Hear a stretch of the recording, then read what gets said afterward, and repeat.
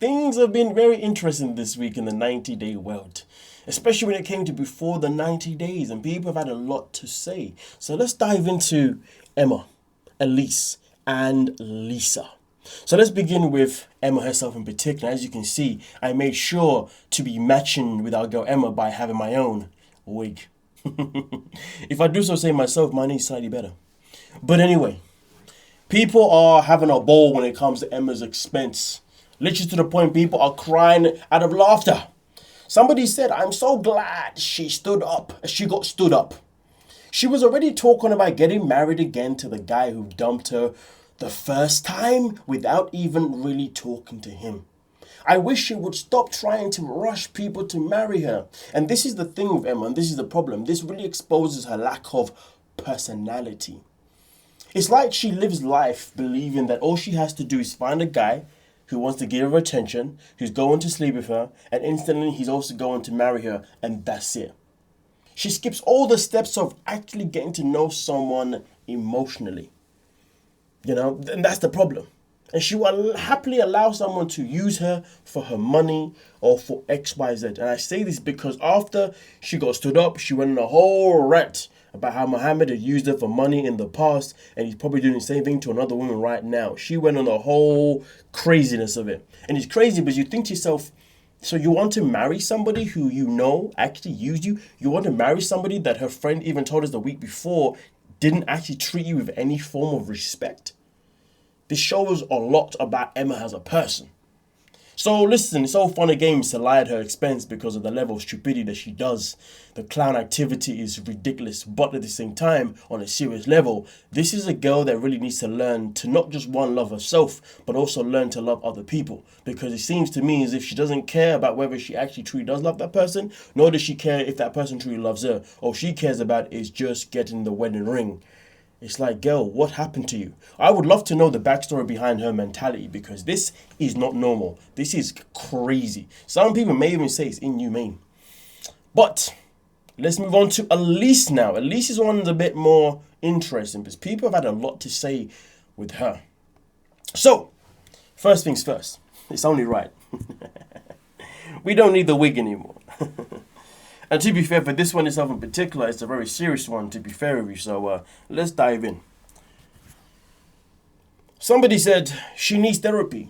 Elise has something going on mentally. When she talked about her ex passing away, I said to myself, there is some trauma there.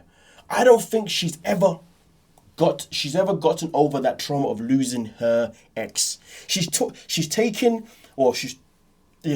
the trauma and bringing it into her new relationships. I think she needs therapy. I mean, to be honest with you, her needing therapy is definitely a no-brainer. Okay, I'm pretty sure we can all agree on that. In fact, we can all agree that every single person that enters the 90-day world needs therapy. Before and after and probably even during 90 days. Let's be real. Because the way these people regulate themselves is just very strange. But somebody took their time to write down a very extensive profile on herself, on Elise, which is something that I'm going to read because I do believe is quite good and very strong. Now, the first person does say here, though, everything I've seen of her came into sharp focus after she spoke about that. Sounds like she found him. Sounds like it wasn't natural causes. She's walking around the world in a continual trauma response. She really needs help and a lot of healing. So this person says 1000%. When she explained what happened with her first fiance, a lot of things about her behavior made more sense. For example, when she acted so unhinged because she woke up and Josh wasn't there or wasn't with her. Her panicky reaction is obviously a holdover from unresolved trauma from that tragic loss. It's a fair point. Very fair point. Very good observation. The way she dresses and acts is obviously screaming for attention. But the fact that she's had all of these engagements and no marriage is also very telling. It seems to me that she desperately wants to validate, feel loved and desired. But something deep down inside her doesn't believe it no matter how much attention she gets. Again, very good point. Very good point. Because there are a lot of us in this world who struggle with the idea of somebody actually loving us. Because we believe that for some reason we're not worthy. So there's a fair point here. The fact that someone she loved died and left her suddenly, and it sounds like because of trauma in some way, and perhaps he could have died of potential overdose. Who knows? Okay, but I'm not going to speculate that one. Let's respect the man himself in particular. Okay, may have left a scar so deep that she never felt worthy of love. This is so obviously armchair psychology, but having known people who have lived through these types of scenarios, it makes sense.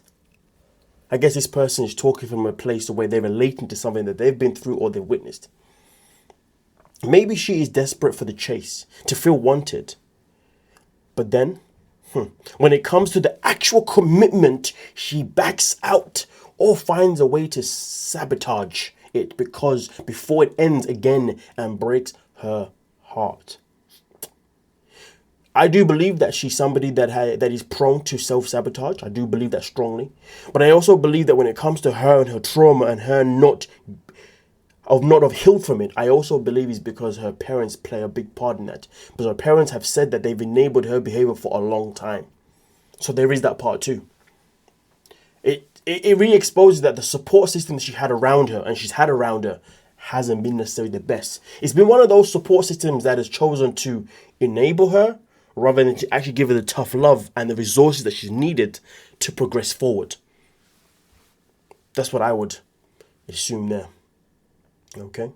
Now, so this person says, as far as Josh, when he talked about his son moving and him feeling sad about it, I felt that was an honest reaction as well. I think he likes Elise for her looks, but I don't see them having any long-term potential. He obviously doesn't want someone clinging to him, and Elise is the first-class clinger, so it will never work. It's a fair point. At first, I wasn't sure I liked either one of these people, but now that we know more of their story, I feel more invested. And I really don't think this is going anywhere. And yes, I agree, Elise needs therapy. There is no doubt she needs to invest her money and time on that more than purses. She shouldn't even think about trying to be in any kind of relationship until she figures out herself first. Yes, which makes sense. It makes a lot of difference. Her behavior on Hunt for Love for Carlo totally tracks. And also her behavior with Rob also tracks on Hunt for Love. So the question is, what do you guys think? What do you think? All right. But now we are going to dive into another one of our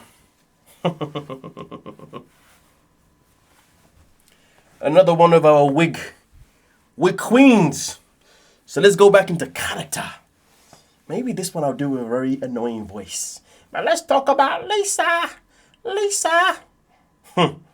So, the Americans have spoken and said, who else is getting second-hand embarrassment? I couldn't believe, my apologies, I haven't got this on screen. Let me flick over real quick. My apologies, please forgive me. I'm in Lisa mode, so I have no brain cells. That was so mean. I couldn't believe. I'm not doing that voice. I just can't do it. It's gonna hurt my ears. I couldn't bring myself to laugh at this entire ridiculous scene, cause like the uncle, I was getting so peed off and triggered by her performance. She thinks she's the main character in some low-budget movie where she's some princess having to beg melodramatically in order to be with her true love, which we know is far from the case. I feel sorry for her daughter to have a mum acting this way on national TV. This tops Kimbali begging Usman for his yummy. Jamal is no longer the most disgraced child on 90 Days. Abomination, lesbianism, go back to your vomit. These were obviously the phrases that were used against Lisa, obviously in this most recent episode. And it's so unfortunate. It's so unfortunate that her behavior is a behavior that for some people they're looking at it as embarrassment, which I'm not saying it's not. But for some of us, we're seeing it as total entertainment. I really truly hope we get to see Lisa and Daniel return again for another season. Or at least Lisa returns. That's what I want to see. I just want to see Lisa return. You know, and with another guy that's just going to make her move completely bonkers. Because when it comes to being reality ready, Lisa is never going to be there. She's somebody that is forever moving mad with the way she behaves. Behaves like a complete crazy person. It's just nuts. But that's not it all when it comes to Lisa, you see, folks. Apparently, Lisa has been involved in somewhat of an altercation with another cast member. Let's dive in. Lisa had a cat fight. Apparently so. Apparently her and another cast member got into a little altercation which resulted in cat scratches. She admitted this in a TV interview, and didn't say much. I have been unable to find this interview. If you can find it, please feel free to send it your way, to my way. You know where the emails are at, okay? Yes. madsymedia@gmail.com. That is me on the emails. All right, it is down below in the description, or you can do the social media side instead. You know what I'm saying? Whichever one, please contact me, emails or social media. Okay, details down below, because I want to see this. I'm wondering if it was a tell-all, or if not. What will the tell-all be next? So here's the thing. That is a good question. Where did this altercation happen? Did it happen at the tell-all or elsewhere? I'm going to say that it probably happened at the tell-all, because I don't really see Lisa being the kind of person caring to want to mingle with the other cast members. Like, if she doesn't have to, you know what I mean? I can see her just being like, no, I'm just going to do my own thing with my daughter. That's about it. So I can imagine that this is something that she probably would have done if this happened at the tell-all. Now, whether or not we would get to see it at the tell-all, that's another conversation, right? I would imagine we would, because they love to do that to bring in the views. And yeah, there's that part. But hey, let me know your thoughts though. Who do you think Lisa may have got into a little scrap with? Now, we do know that when it comes to the tell-all, sometimes we do get some 90-day OGs appearing. So maybe, you know, maybe it was Colt's mom. Maybe she appeared again, come in and gave some opinions. And she said, and she came with her hard-hitting opinions, and Lisa was like, don't make me take my wig off. And or it could be with somebody that's actually a part of the current season itself in particular. Who knows? Maybe it was Elise. Maybe Elise's craziness just got the best of her and she decided just to give her. Who knows? Who knows? Let me know. Who do you think it could be? All right? That'd be very, very interesting. Yeah. Maybe it was one of the men. Maybe it was Rick. Maybe she doesn't like the way Rick behaves himself. So maybe she went for him. Who knows? Who knows? Either way, though, let me know your thoughts down below in the comment section, my lovely peoples, and I will catch you guys down there. Please don't forget to hype the video, subscribe, like, and comment. I'm out. Have a good day.